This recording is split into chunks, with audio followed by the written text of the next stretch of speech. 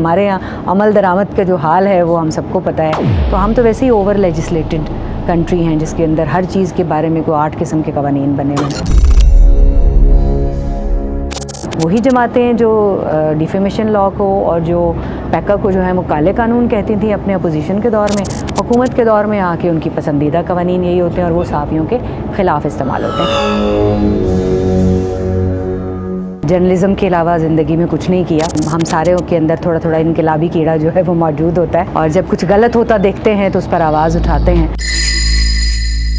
Negativities attract बहुत करती हैं। नेगेटिविटीज़ हमें जो हैं वो एक हिसार के अंदर लिए रखती हैं और हम जो मीडिया वाले हैं हम तो वैसे ही नेगेटिविटीज़ को खाते हैं और नेगेटिविटीज़ से पलते हैं।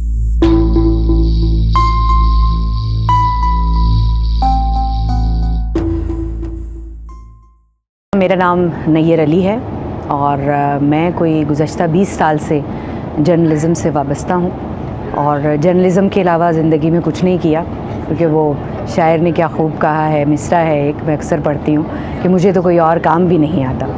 मैं इस वक्त जो है वो एक निजी टीवी चैनल है समा, उसके साथ मैं एज ए स्पेशल करस्पॉन्डेंट काम कर रही हूँ और मुझे ये एज़ाज़ हासिल है कि मैंने पाकिस्तान के जो तमाम बड़े चैनल हैं उनके साथ बहुत अच्छे पोजीशंस के ऊपर काम किया है, बहुत सीखा है उनके साथ रहकर और उस दौरान जो है वो बहुत काम करने का मौका मिला है। कॉलेज के दौर से जो है वो यूनियन की प्रेसिडेंट थी, डिबेटर थी, माइक तीसरी जमात में थी तो हाथ में पकड़ा, तो उस वक्त से फिर माइक कभी उसके साथ छूटा नहीं। तो जब प्रोफेशनल लाइफ में आए तो रेडियो से शुरू किया, तो रेडियो से होते होते फिर हौसला अफजाई करने वाले लोग आपके साथ होते हैं। रेडियो में मुझे ये एज़ाज़ है कि अभी रिसेंटली इंतकाल हो गया, मेरे उस्ताद हैं तलत हुसैन, बहुत बड़ा लॉस है हमारा। उनके साथ मुझे रेडियो ड्रामास करने का एज़ाज़ हासिल था और उन्होंने मुझे कहा कि आपको टीवी में जाना चाहिए। लेकिन टीवी में क्योंकि मैं इंटरटेनमेंट इंडस्ट्री में जाने के लिए तैयार नहीं थी ज़हनी तौर पर, तो फिर मैंने न्यूज़ का इंतखाब किया और न्यूज़ ने मेरा इंतखाब किया। तो यूँ ये सिलसिला चला और ये गुज़श्ता 20 साल में आज टीवी, दुनिया टीवी, ARY, जियो, न्यूज़ 1 जैसे बड़े इदारों के साथ काम किया। उसके साथ साथ जो सहाफ़ती सियासत है वो भी चलती रही, क्योंकि हम सारे के अंदर थोड़ा थोड़ा इनकलाबी कीड़ा जो है वो मौजूद होता है और जब कुछ गलत होता देखते हैं तो उस पर आवाज़ उठाते हैं। तो जो सहाफ़ियों के साथ उनके हुकूक़ के लिए आवाज़ उठाने के लिए जो बेहतरीन प्लेटफॉर्म है वो हमारी यूनियंस हैं, चाहे वो किसी शहर की यूनियन हो, चाहे वो किसी विफाक की सतह की Pakistan federal union of journalist हो, तो यूनियंस का हिस्सा रही। उनके साथ जो है जो की पोस्ट्स हैं उनके ऊपर काम किया। मुख्तलिफ जो इदारों की यूनियंस हैं उनके साथ वाबस्ता रही और इस वक्त मैं नेशनल प्रेस क्लब के साथ हूँ। 2 साल में as a secretary finance elect हुई हूँ और अल्लाह की करम नवाज़ी से मुझे ये एज़ाज़ हासिल है कि मैं पाकिस्तान की पहली ख़ातून इलेक्टेड सेक्रेटरी हूँ किसी भी प्रेस क्लब की। पाकिस्तान का पहला प्रेस क्लब है नेशनल प्रेस क्लब, जिसने वुमेन जर्नलिस्ट कॉकस का जो है वो दाग बेल डाली है। और ये जो वुमेन जर्नलिस्ट कॉकस है, क्योंकि हमारी यूनियन की सतह पर और हमारे प्रेस क्लब्स की सतह पर कोई अलग से ख़वातीन के लिए काम करने के इदारे मौजूद नहीं थे। बहुत सारी जो निजी इदारे हैं वो काम कर रहे थे, जैसे WMC है, जैसे कोई वुमेन इन मीडिया के नाम से भी कोई इदारा काम कर रहा है। तो 2-4 इदारे जो हैं वो बड़ा अच्छा काम कर रहे हैं ख़वातीन के हुकूक़ के लिए, उनकी ट्रेनिंग के लिए, उनकी कैपेसिटी बिल्डिंग के लिए। वो ख़वातीन स्टूडेंट्स को जो है वो प्रमोट करते हैं, उनको इनकरेज करते हैं, उनको एजुकेट करते हैं, प्रैक्टिकल एजुकेशन जो है उनको देने की कोशिश करते हैं, क्योंकि हमारे सिलेबस में जो मीडिया को पढ़ाया जाता है इस चीज़ की कमी मौजूद है बाहर तौर, जिसको रिविज़िट होना चाहिए। लेकिन प्रेस क्लब्स का इसमें बहुत बड़ा रोल होना चाहिए था जो नहीं था, और उस मकसद के लिए जो है वो अब हमने न सिर्फ ये कि जो मेल जर्नलिस्ट हैं उनके लिए कैपेसिटी बिल्डिंग के लिए उनके हुकूक़ क्या हैं, आइन की कौन सी जो शिकें हैं और आइन के कौन से आर्टिकल्स हैं जो उनको फ़ायदा दे सकते हैं, आइन के वो कौन से आर्टिकल्स हैं जो उनके ख़िलाफ़ इस्तेमाल होते हैं और उसका जो है वो फिर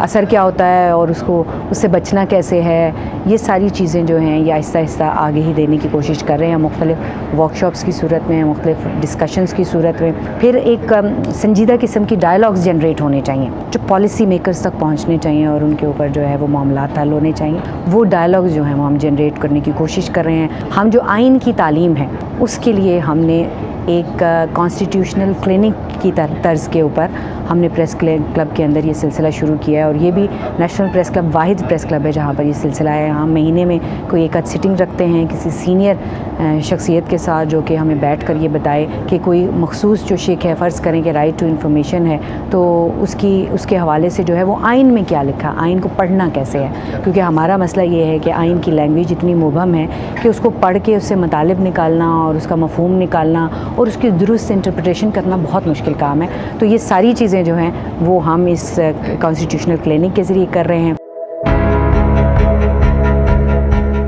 अब प्रिंट मीडिया से इलेक्ट्रॉनिक मीडिया और इलेक्ट्रॉनिक मीडिया से डिजिटल मीडिया की तरफ हमारा सफ़र जो है वो तेज़ी के साथ जारी है और इस वक्त शदीद ज़रूरत है कि डिजिटल मीडिया जिसके बारे में जो है बात नहीं की जाती उसके ऊपर बात की जाए, उसको रेगुलेट किया जाए। लेकिन वो रेगुलेशन कौन करेगा? वो रेगुलेशन करें आप जो स्टेक होल्डर्स हैं, जो इदारे हैं, जो कि तंजीमें हैं, जो उनको देखती हैं, उनकी अवली आवाज़ बुलंद करती हैं और उन मामलात को समझती हैं, उनके रिप्रेजेंटेटिव्स को साथ बिठाएं, उनसे रिकमेंडेशंस लें। अगर वो उनको किसी शिक के ऊपर एतराज़ है या तो उनको कायल कर लें या हो जाए। बुनियादी मसला ये है कि जब भी कोई सियासी जमात जो है वो अपोजिशन में होती है तो मीडिया उनका सबसे बड़ा साथी होता है। वो कहते हैं ऐसे कोई लॉज नहीं आने चाहिए। वही जमातें जो डिफेमेशन लॉ को और जो पैका को जो है वो काले कानून कहती थी अपने अपोजिशन के दौर में, हुकूमत के दौर में आके उनकी पसंदीदा कवानीन यही होते हैं और वो साफ़ियों के ख़िलाफ़ इस्तेमाल होते हैं। तो बुनियादी मकसद ये है कि उसका जो है वो प्रॉपर एक मैकेनिज़्म बनाया जाए, डिजिटल मीडिया का प्रॉपर रूल्स एंड रेगुलेशंस बनाए जाएँ, एथिक्स बनाए जाएँ, कॉन्सिक्वेंसेस भी हों, सज़ा जज़ा का निज़ाम भी हो, लेकिन दुरुस्त तरीके से। अब ये कौन तय करेगा? मुद्दई भी मैं हूँ, गवाह भी मैं हूँ, जज भी मैं हूँ, तो जो बेचारा जिसके ऊपर सिर्फ इल्ज़ाम लगा है वो तो फारिग हो गया ना। तो ये बड़े बुनियादी मसाइल हैं जिनका हमें सामना है सेफ्टी से और बाकी जो दीगर जो हमारे हमेशा से मसाइल चले आ रहे हैं जॉब सिक्योरिटी को लेकर दीगर। लेकिन उससे भी बड़ा मसला ये है कि हमें अपने लोगों को जो जदीद दौर के तकाज़े हैं उनके मुताबिक एजुकेट करना है। अगर हम नहीं करेंगे तो हम फिर बहुत पीछे रह जाएंगे। मुश्किलात सिर्फ ये नहीं कि जब वो बुलंदी का सफ़र होता है तो सीढ़ियाँ चढ़ रहे होते हैं तो सिर्फ ख़वातीन की सांस फूलती है, मर्दों की भी उतनी ही फूलती है। मे भी ख़वातीन की थोड़ी उससे ज़्यादा होती है क्योंकि एक्सेप्टेंस का लेवल अब बेहतर है गो के आज से 10 साल पहले की बात की जाए, 20 साल पहले की बात की जाए, लेकिन अभी वो नहीं है जो होना चाहिए। जब मैंने ये अपना सफ़र शुरू किया तो बहुत सारे दीगर ख़वातीन की तरह मुझे भी मुश्किलात का सामना करना पड़ा।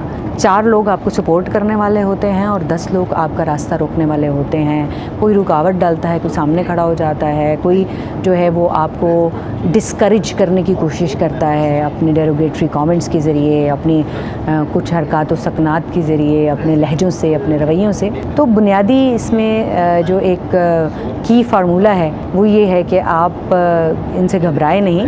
अल्लामा इकबाल ने तो बहुत वाज़े तौर पे कहा कि तुम दिए बाद मुखालिफ से न घबराए औकाब, ये तो चलती है तुझे ऊंचा उड़ाने के लिए।